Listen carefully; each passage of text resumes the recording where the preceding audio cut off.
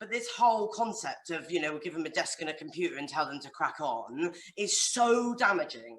The moment that person accepts an offer, you need to think that they're your employee on that day. So that induction is not about micromanaging skill set.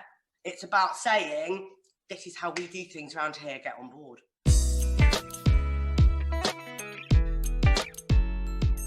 What might you do to support the transition for an employee from another business to your own? Well, the short answer to that is something, Joe. There are so many businesses who do nothing.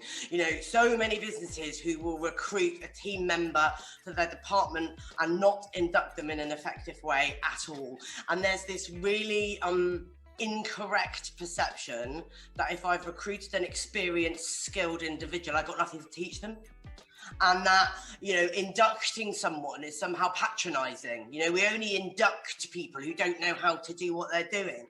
But this whole concept of, we'll give them a desk and a computer and tell them to crack on is so damaging.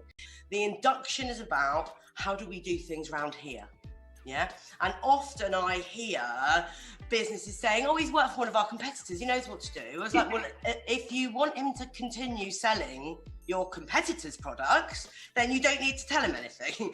But if you'd like him to actually start selling yours in confidence with your brand, you have to induct them. So the induction is about, what are our values? What are our behaviours? What are our processes? What does best practice look like around here? What do you find, Karen? Where do people go wrong for you in that kind of opening part of the employee journey? I think that for me, actually, it's the piece that goes before that. So I think too often people forget the time period between making an offer and someone accepting the offer and their first day. That period where someone's working their notice, I call the onboarding period. Yeah.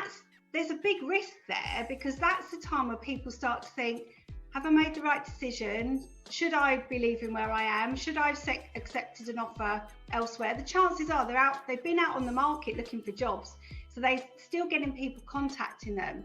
So this is where your responsibility as a leader starts. The moment that person accepts an offer, you need to think that they're your employee on that day. You have to get them to start to belong to your organisation the moment you make and they accept that offer. And people forget that period.